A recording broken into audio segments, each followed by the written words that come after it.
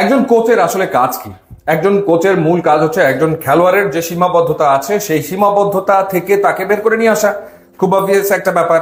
একজন ক্রিকেটারের স্কিল বাড়ানো, একজন ক্রিকেটারের টেকনিক্যাল যে দুর্বলতা আছে সেই দুর্বলতা নিয়ে কাজ করে সেই দুর্বলতা কাটিয়ে ওঠার ব্যবস্থা করা, ফিটনেসের ঘাটতি থাকলে সেই ফিটনেস নিয়ে কাজ করা।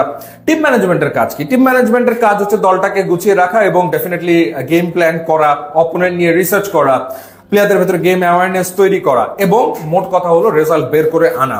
কোনো কিছু কি আসলে হচ্ছে? এই যে ফিল সিমন্স দায়িত্ব নেওয়ার পর থেকে আমরা আসলে কি দেখছি? ফিল সিমন্স আসলে কি করছেন? দলের ক্রিকেটার তিনি কি করছেন? ব্যাটিং কোচ হিসেবে স্বনামধন্য সালাউদ্দিন ভাই রয়েছেন, তিনি আসলে করছেনটা কি? ক্রিকেটাররা কি তাদের কোনো ইমপ্রুভমেন্ট আসলে মাঠে দেখাতে পারছে?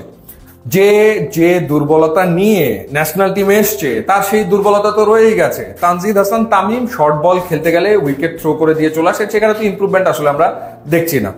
কিংবা ধরেন যে জাকের আলী অনিক, এখন মোটামুটি বলা যায় যে পাড়া মহল্লায় যারা ক্রিকেট খেলে তারাও জানে যে জাকের আলী অনিককে অফসাইডের বাইরে স্লোয়ার ডেলিভারি দিলে জাকের আলী অনিক খেলতে পারবে না, লাগাতেই পারবে না, সেই ঘটনা ঘটছে। সেখান থেকে জাকেরকে বের করে আনার জন্য তারা আসলে কি করছে? কিংবা শামীম পাটোয়ারি একটা পার্টিকুলার সাইডেই শট খেলতে পছন্দ করে, অফ সাইডে তার সীমাবদ্ধতা রয়েছে। মানে খুব ভালো cover drive, lofted cover drive কিংবা অফ ড্রাইভ কিংবা ব্যাকফুট পাঞ্চ কিংবা স্কোয়ার কাট, এগুলো শামীম পাটোয়ারি খুব একটা ভালো খেলতে পারে না। তো সেই ক্ষেত্রে কোচরা তাদেরকে নিয়ে আসলে কি কাজ করছে?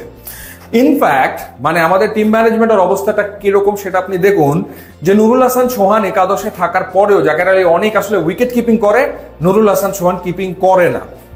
মানে সেই ক্ষেত্রে কোচের মানসিকতা কি যারা দলের সাথে রয়েছে? যেখানে পুরো বাংলাদেশ বলছে নুরুল হাসান সোহান বেটার কিপার দেন জাকের আলী অনেক, সেখানে কেন আসলে সোহান উইকেট কিপিং করে না যখন সে দলে রয়েছে? কেন জাকের আলী অনেক উইকেট কিপিং করে? সো এটা একটা ডেফিনেটলি বড় প্রশ্ন হয়ে দাঁড়ায়। কিংবা মিডল অর্ডারটাকে কেন, কি কারণে আপনি শুধুমাত্র যারা স্লক করে বা যারা ইম্প্রোভাইজ শট খেলে তাদেরকে দিয়ে আপনি সাজাবেন?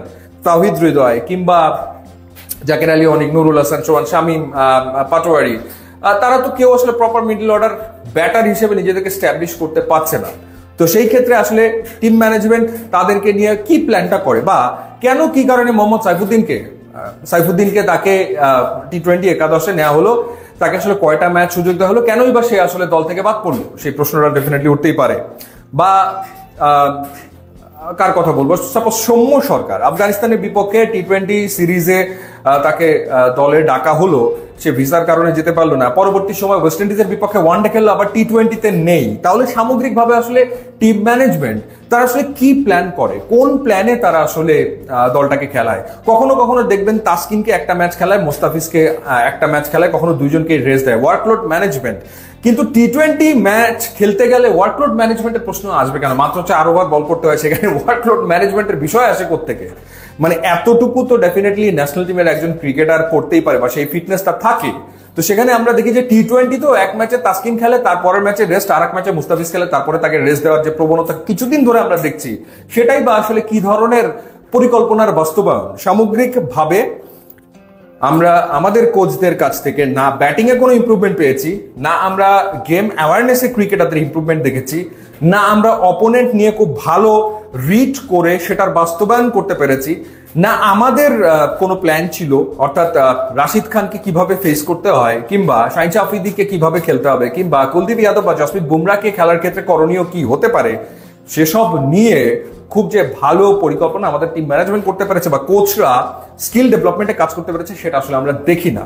সো হাতুরু সিং এর আমলে অন্ততপক্ষে যাই হোক আর নাই হোক, একটা সৌম্য সরকারকে তিনি দিয়েছেন, তাকে দলে এনেছেন। সৌম্য সরকার এতদিন ধরে ইন্টারন্যাশনাল খেলছে, অনেকগুলো ইনিংস খেলেছে, বা রিশাদকে জাতীয় দলে স্ট্যাবলিশ করে গেছেন হাতুরু সিং এ। কিংবা রাসেল ডমিঙ্গোর ক্ষেত্রে রাসেল ডমিঙ্গো ওভারঅল যে সাফল্য পেয়েছেন, সেই জায়গাটাতে ফিল সিমন্সকে দেখে মনে হয় যে তিনি আসলে বাকি দর্শকদের মতো মাঠে বসে শুধু খেলা দেখছেন, মানে খেলা দেখাটাই তার কাজ, এর বাইরে তার আর কোনো কাজ আছে বলে অন্তত পক্ষে তো মনে হচ্ছে না, বা তিনি আলাদা করে কি কাজ করছে সেটাও আমাদের বোধগম্য হচ্ছে না। তো সেই কারণেই প্রশ্ন উঠেছে এই টিম ম্যানেজমেন্ট করছেটা কি, এবং তাদের পক্ষে আসলে আগামী দিনে সাফল্য আনা সম্ভব কিনা, এবং বিসিবি নিশ্চয়ই সেই বিষয়টা ভেবে দেখবে।